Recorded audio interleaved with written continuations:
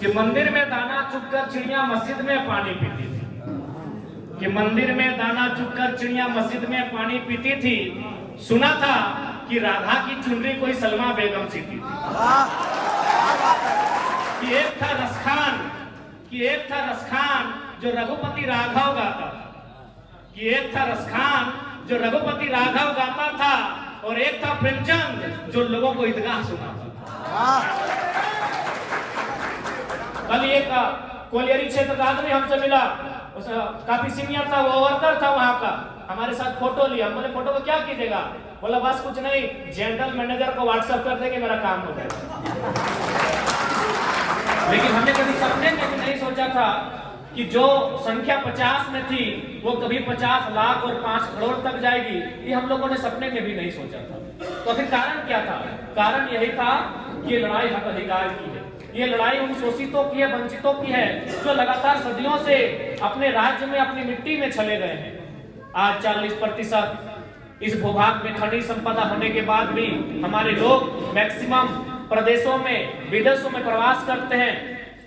तो कहीं ना कहीं ये दुर्भाग्य का विषय है। आज यहाँ विभिन्न धर्मों को मानने वाले लोग बैठे हैं। भारत देश में अगर धर्म कोड की बात कही जाए तो संविधान 10 धर्म कोड को मान्यता देता है। मैं सभी का आदर करता हूँ। किसी को नीम के पेड़ में शांति मिलती है, किसी को आम के पेड़ में शांति मिलती है, सबका अपना अपना मार्ग है। लेकिन आप लोग जितने लोग बैठे हैं, आप भी जानते हैं, अगर आप किसी की आस्था ईश्वर में, किसी की अल्लाह में, किसी की रब में है, तो आप ये मत अपने जहन में रखिए कि आप कुछ भी करेंगे उसका ध्यान बार बार इस धरती पे होगा। इस ब्रह्मांड में और भी दुनिया होंगे, उसको बनाने में व्यस्त होगा। एक बात आप जान लीजिए, यदि आज हमारा उद्धार कहीं से होगा, आज अगर कोई हमें सुरक्षा प्रदान करेगा, आज कोई हमारे हक अधिकार की लड़ाई को लड़ेगा, तो कहीं ना कहीं वो सर्वोच्च मंदिर है हमारा, जिसमें सभी धर्मों के लोग की आस्था होती है, जिसे राज्य में हम विधानसभा कहते हैं और देश स्तर पर से हम सांसद कहते हैं। जब भी कोई हमारे साथ घटना घटती है तो हम सभी धर्मों को मानने वाले लोग अपने धर्म स्तर पर नहीं जाते हैं, हम कानून की मदद लेते हैं।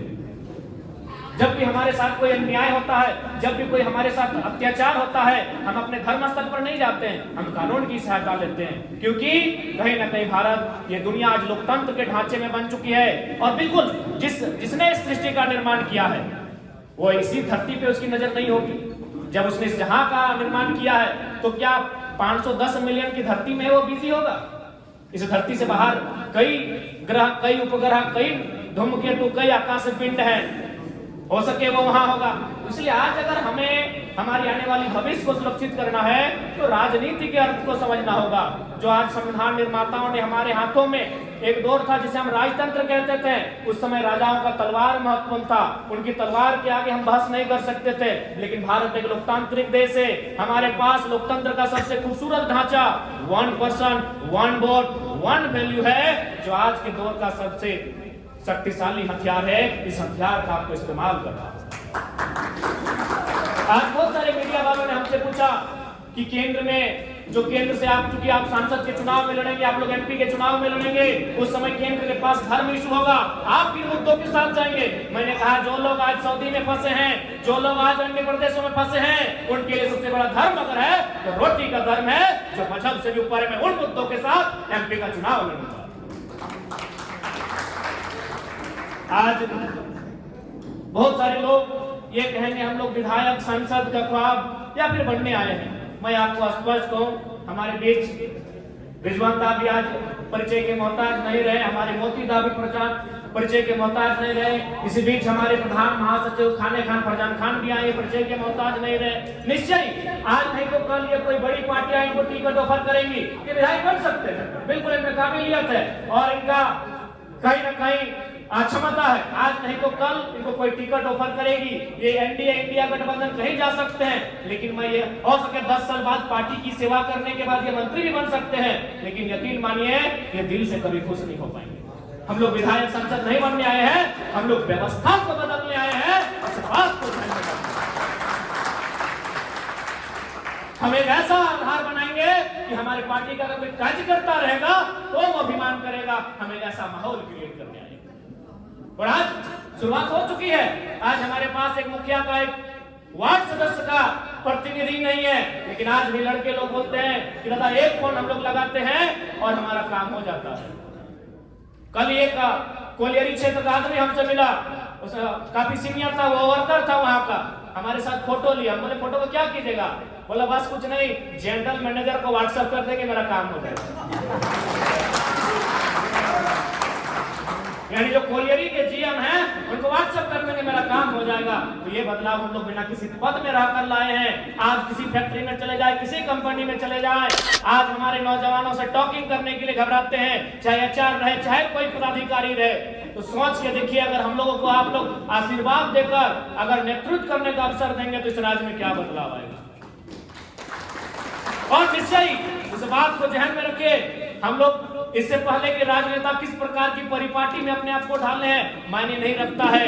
आज हम लोगों के ऊपर जो आस्था इस राज्य की जनता ने दिखाया है, इससे हम लोग किसी भी प्रकार से विश्वासघात नहीं करेंगे, किसी प्रकार का विश्वासघात नहीं होगा। क्योंकि अगर हमें एमपी का चुनाव लड़ना, तो आप लोग भी जानते हैं अभी भारत देश में दो ही पार्टियां हैं जो एमपी के चुनाव में दमदार रहेंगी, एक इंडिया गठबंधन है, एक एनडीए गठबंधन है। और मैं आपको कोई झूठ बात नहीं, न हवा हवाई बात नहीं, दोनों पार्टियों के बड़े लीडर हमसे संपर्क करते हैं कि आप बोलिए, आपको 3-4 सीट है, इनमें आप नाम लेके बोलिए कि लोकसभा किस सीट से लड़ना पसंद करेंगे। इन 2 वर्षों ने हम लोगों ने अपनी काबिलियत को इतना बनाया है। और एक बात बताइए, 29 साल का लड़का कौन नहीं चाहेगा यार कि एनडीए चाहे इंडिया से उठकर दिल्ली पहुंच जाए।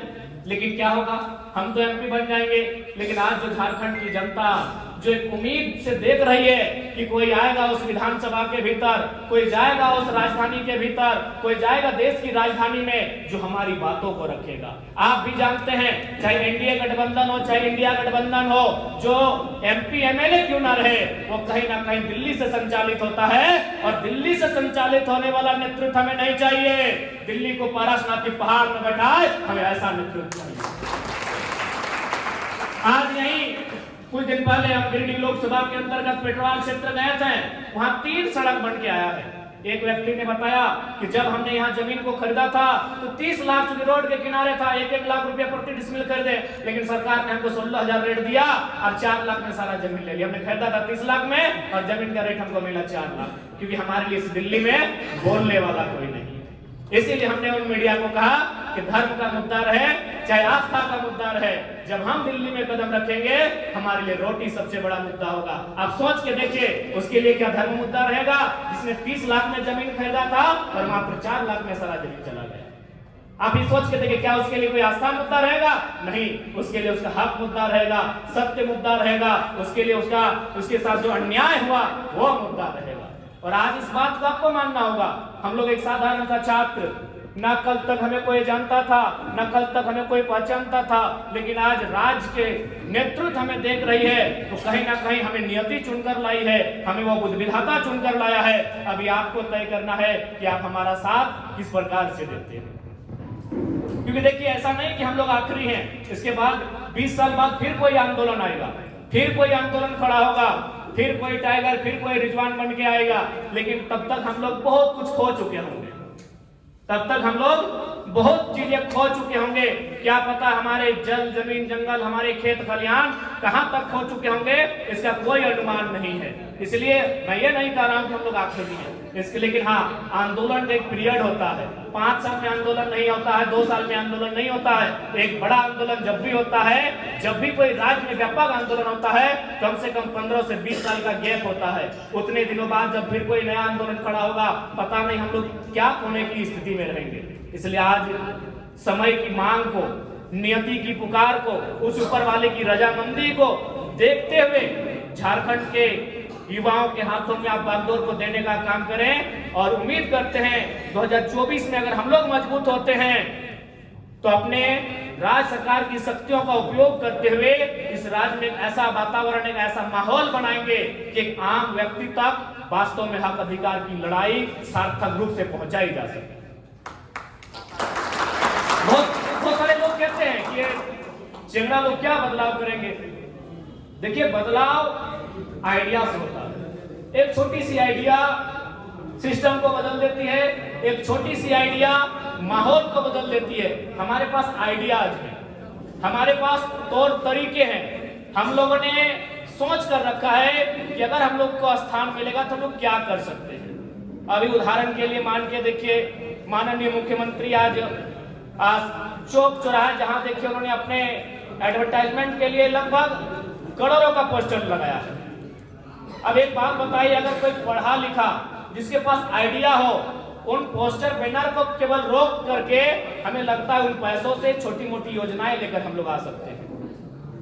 हमारे पास आइडियाज की कोई कमी नहीं है, लेकिन जब तक, चूंकि भारत एक लोकतांत्रिक देश है, आप सिस्टम में जब तक नहीं आते हैं, आप उन चीजों को इंप्लीमेंट नहीं करेंगे, तब तक विशेष बदलाव होने की अपेक्षा आप नहीं रख सकते हैं। इसलिए, और आज देखिए, अगर हम लोग को भी अगर चुनाव लड़ने की इच्छा होती तो हम लोग 2 साल पहले पार्टी बना लेते। आप लोग सुने होंगे कि अभी पार्टी हम लोग का रजिस्ट्रेशन के लिए गया है, अड़चने आ रही हैं, बहुत सारे लोग सवाल करते हैं पार्टी बना क्यों नहीं। अरे भाई, हम लोग चुनाव लड़ रहा, उद्देश्य ही नहीं था।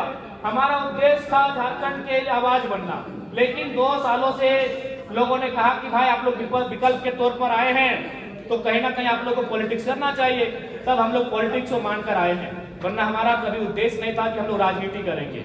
इसलिए अगर ये अवसर आया है तो कहीं ना कहीं अवसर इसलिए आया है क्योंकि झारखंड के साथ जो अन्याय और दुराचार हुआ है, ये पूरे ब्रह्मांड में किसी के साथ नहीं हुआ है। हमारे पास 28 राज्य, 8 केंद्र शासित राज्य हैं, वे लोग हवा, धूल, पानी, गर्मी, बरसात सहते हैं। झारखंड के लोग एक्स्ट्रा चीज सहते हैं, उसे अन्याय और जुल्म।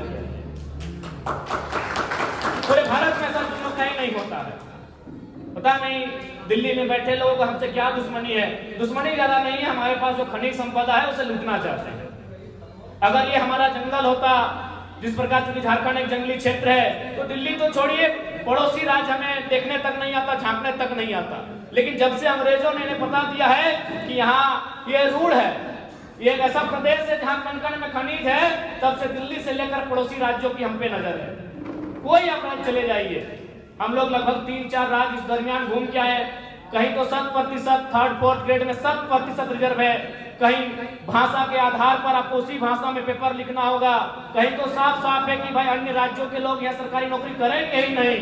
लेकिन एक झारखंड है जहाँ कोई सीमा नहीं होने के कारण, जहाँ कोई बैरियर नहीं होने के कारण आज हमारे हक अधिकार को लगातार लोग छीन कर ले जा रहे हैं। और ताज्जुब की बात तो तब आती है, हाल ही फिलहाल अखबार में पढ़े कि अब जो हमारा कॉन्ट्रैक्ट जो पीसीसी का सड़क बनता है 100 फीट का, 150 फीट का, उसमें अभी यूपी और बिहार के ठेकेदार हैं। अच्छा ये बात बताइए, लोग, बहुत सारे लोग कहते हैं ये बाहरी भीतरी की लड़ाई है। क्या हमने किसी वीसी को कहा, जैसे यहाँ भी श्यामा प्रसाद मुखर्जी विश्वविद्यालय है, रांची विश्वविद्यालय है, या फिर विनोबा भावे विश्वविद्यालय है, हमारे पास विनोद बिहारी महतो विश्वविद्यालय है, क्या हमने किसी वीसी को कहा कि वीसी आप वापस चले जाए गो बैक, क्योंकि आप हमारे राज्य के नहीं है? नहीं कहा हमने, क्योंकि वो सेंट्रल वैकेंसी है, नेट जेआरएफ के लोग हैं, वो आ सकते हैं। अरे भाई, अगर आप पीजीटी के टीचर में भी बाहर के लोग आएंगे, प्राइमरी टीचर में भी अगर बाहर के लोग आएंगे, तो बताइए क्या झारखंड के लोग झाल बजाएंगे? हमने तो किसी का कभी विरोध नहीं किया। यही जाइए हजारीबाग में, आपको लगता है धनबाद यूनिवर्सिटी की बात कीजिए तो 90% लोग यूपी बिहार बंगाल के हैं भाई, 10% झारखंडी होंगे कि नहीं पता नहीं है, तो दरबार में है, घास छीलते हैं, चपरासी करते हैं, पढ़ाने वाले सब तो बाहर के हैं। लेकिन हमने तो कभी विरोध नहीं किया कि वो सेंट्रल लेवल की वैकेंसी है। अब अगर प्राइमरी टीचर बन के भी अगर अन्य राज्यों के लोग आएंगे तो झारखंड क्यों बना? इसीलिए हम लोग अपने स्टैंड पे कायम है। हमारा स्टैंड झारखंडियत है, किसी को बुरा लगता है लगे, लेकिन हमारा लड़ाई कहीं गलत है। हमने कभी रांची के डीसी सवाल किया या फिर धनबाद के डीसी से कि आप हमारे राज्य के नहीं, आप चले जाएं? नहीं किया, क्योंकि एक ग्रेड की बहाली है, यूपीएससी से चुनकर आए हैं, वो पूरे देश में कहीं जा सकते हैं। हमने कभी डीसी सवाल नहीं किया, हमने कभी एसपी से सवाल नहीं किया, हमने कभी जो बड़े पदाधिकारी हैं जो जिला को चलाते हैं उनसे कभी सवाल नहीं किया। लेकिन भैया, अगर वो दरोगा बन के, वो एसआई बन के, अगर वो बड़ा बाबू छोटा बाबू बन के सभी थानाओं में आएगा तो विरोध करेगी नहीं? हमारे लोग आपके राज्य में जिस प्रकार से जाते हैं, जो सम्मान पाते हैं, उसी सम्मान के आप यहाँ हकदार हैं।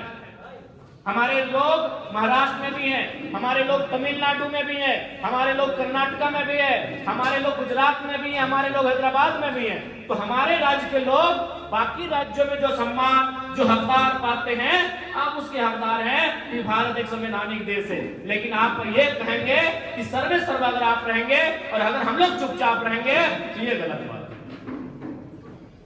इसलिए आज झारखंड के जनमानस को इस विषय में गंभीर होकर सोचना होगा। और आज ये लड़ाई इसी बात की है कि आज सभी अपने वोट के पावर को समझे, अपने वोट की वैल्यू को समझे, और इस बार जो चुनाव हो, जिनको मतदान देते हैं उनसे सवाल करें।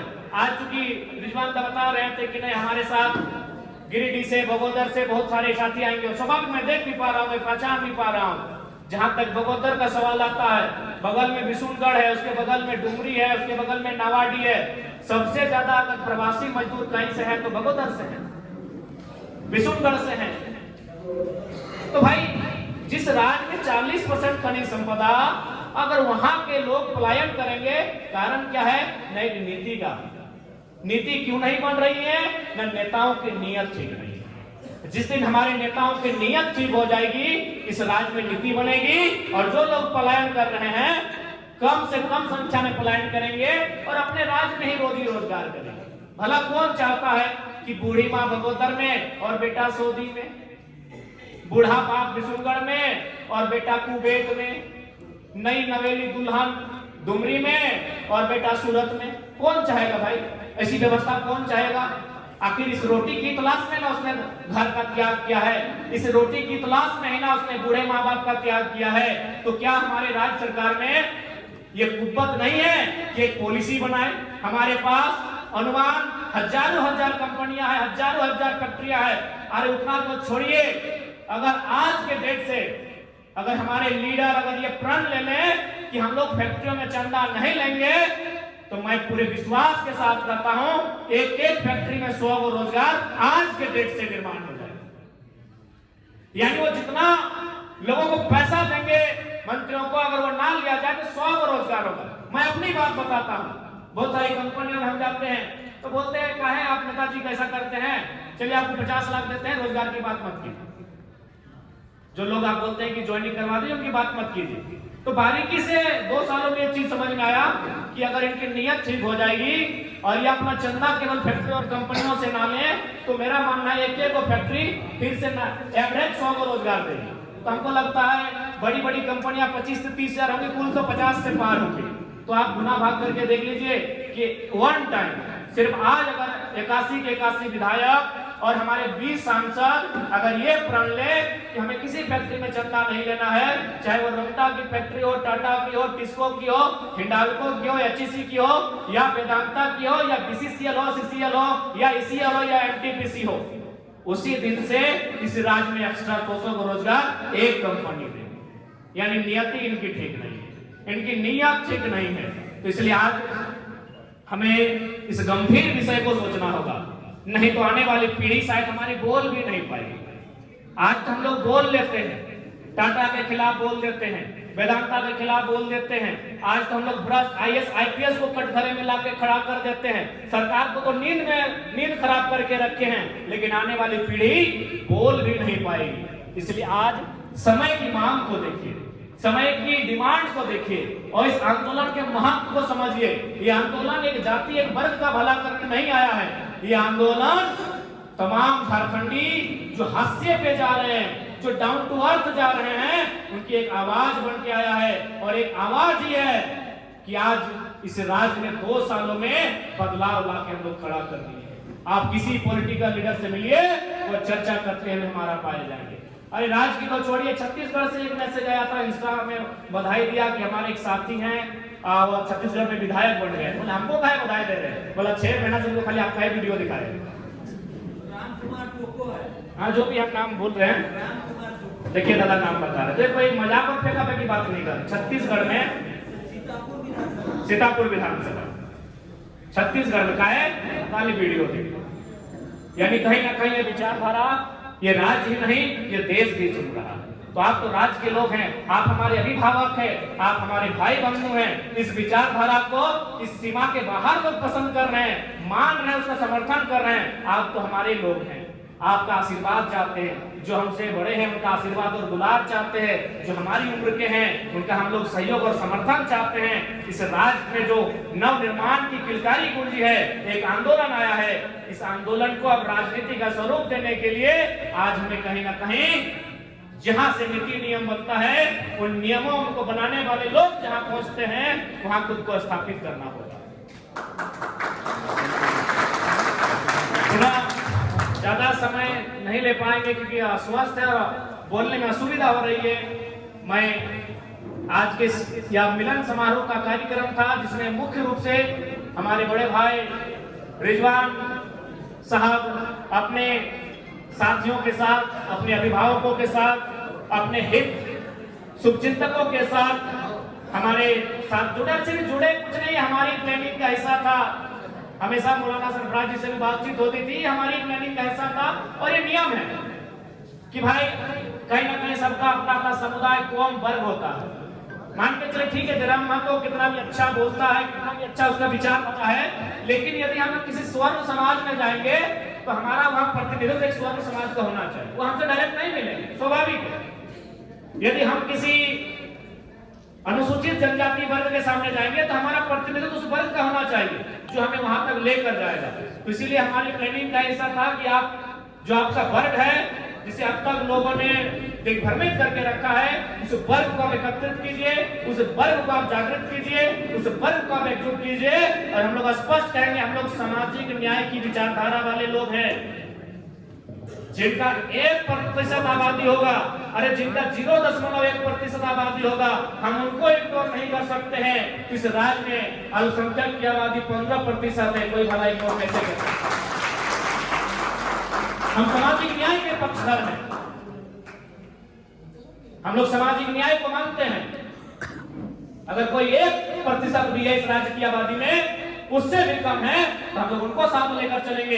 अल्पसंख्यक वर्ग तो 15% में आता है। और हमने तो अक्सर रिजवानदा से कहा है कि रिजवानदा, आज के डेट में अगर कोई भी झारखंड में पॉलिटिक्स करे बिना MMM के नहीं कर सकता। सहयोग सबका होगा, लेकिन एक बेस होता है। सहयोग सभी वर्ग का होगा, लेकिन एक बेस होता है। इसलिए आज ये हर्ष और उल्लास का विषय है। और अक्सर जो हम पर एक समुदाय, एक वर्ग का, चूंकि ये प्लानिंग है, जब ये आंदोलन को देखा कि इस लड़के का कोई तोड़ नहीं है, इसको पैसा ऑफर करे तो पैसा लेता नहीं है, गाड़ी ऑफर करे तो गाड़ी नहीं लेता है, तब बोल जाए कुर्मी का बेटा है। आप तो देखिए हिंदू मुस्लिम भी करवाता है 2-4 लोग। तो देखा कि इसका कोई तोड़ नहीं है, इसे डिगा खरीदा नहीं जा सकता है, ये अड़िग है, अपने पथ पर अड़िग है। तो इसलिए ये भ्रामक बातें आती रही जात को लेकर, तो कभी धार्मिक बातें, अभी ना जाने 24 तक क्या क्या हथकंडे लोग अपनाएंगे, वो तो खैर कहना मुश्किल है। और आज के डेट में जानते हैं IT सेक्टर, बाकी पॉलिटिकल पार्टियों का क्या है, झूठ को सच करने में माहिर कितने हैं आप भी जानते हैं। इसलिए जब भी अगर हम लोगों पे संशय लगे, हम लोगों पे सवाल उठे, तो बस इतना याद रखिएगा कि ये वो लड़का है जिसको डॉक्टर ने सख्त हिदायत दिया है कि 6 महीना बोलना नहीं है, लेकिन हमने ये कहा कि अगर हम चुप हो जाएंगे तो झारखंड चुप हो जाएगा। आज लोग भगवान की माने या ना माने, अपने आराध्य की माने या ना माने, डॉक्टर की मानते हैं। अब आप कहेंगे भाई आप ये क्या बोले कि भगवान की ना माने, खुदा की ना माने? अरे कौन सा धर्म कहता है ठगी करे, चोरी करे? सभी धर्मों के नेता तो ठग रहे, चोरी कर रहे कि नहीं? आज 81 में तो सभी धर्मों के नेता हैं, फिर भी राज के साथ ठगी कर रहे कि नहीं? यानी वो भगवान खुदा की नहीं मान रहे हैं, लेकिन डॉक्टर की मानते हैं। हमने डॉक्टर का भी नहीं माना। इसलिए जब भी आपको अगर कोई भ्रामक बातें आपके सामने आए, बस आप एकांत में जाके आंख बंद करके याद करना इस चेहरे को कि हमने इन 2 सालों में इस राज को स्थापित करने के लिए, इस राज के लोगों के अधिकार को चर्चा का विषय बनाने के लिए हमने क्या नहीं खोया। इसलिए ज्यादा ना करते हुए एक पंक्ति के साथ अपनी बातों को समापन करेंगे। और पुनः मैं धन्यवाद दूंगा हमारे रिजुदा, प्यार से इन्हें कहते हैं, और जो भाई प्यार से कहा जाता है वो नाम तो जुबान पे आ जाता है। बहुत प्यारे इंसान हैं, हमेशा आदर और प्रेम भाव रहा है। तो आज इनके नेतृत्व में जितने भी लोग हमारे साथ जुड़े, उनका आभार करेंगे, धन्यवाद करेंगे। कि मंदिर में दाना चुगकर चिड़िया मस्जिद में पानी पीती थी, कि मंदिर में दाना चुगकर चिड़िया मस्जिद में पानी पीती थी। सुना था कि राधा की चुनरी कोई सलमा बेगम सी थी।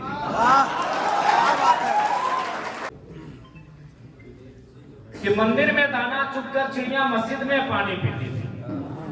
कि मंदिर में दाना चुगकर चिड़िया मस्जिद में पानी पीती थी। सुना था कि राधा की चुनरी कोई सलमा बेगम सी थी। कि एक था रसखान जो रघुपति राघव गाता था। कि एक था रसखान जो रघुपति राघव गाता था और एक था प्रेमचंद जो लोगों को ईदगाह सुनाता था। तो ये हमारे कि सुना था कि मंदिर से दाना चुगकर चिड़िया मस्जिद में पानी पीती थी। कि मंदिर से दाना चुगकर चिड़िया मस्जिद में पानी पीती थी। सुना था कि राधा की चुनरी कोई सलमा बेगम सी थी। एक था रसखान जो रघुपति राघव गाता था। एक था रसखान जो रघुपति राघव गाता था। एक था प्रेमचंद जो लोगों को ईदगाह सुनाता। तो ये हमारी माटी की खूबसूरती है। लेकिन कुछ लोग नहीं चाहते हैं कि हाँ हक की बात हो। कुछ लोग नहीं चाहते हैं कि शोषित वंचितों के अधिकार की बात हो। इसीलिए कभी जात के नाम पर, कभी धर्म के नाम पर, कभी आस्था के नाम पर एक दूसरे को लड़ाने का काम करते हैं। लेकिन एक बात याद रखिए, नफरत फैलाने वालों से ज्यादा मोहब्बत बांटने वालों की संख्या है। इसीलिए इतनी तबाही के बाद भी आज हम एक साथ बैठकर जीने को तैयार हैं। तो पुनः आज के इस कार्यक्रम में आदरणीय माननीय श्रद्धेय बड़े भाई रिजवान के नेतृत्व में जितने भी लोग, हमारे अभिभावक हमारे साथ आए, उनका तहे दिल से आभार, जोहार, आदाब, नमस्कार।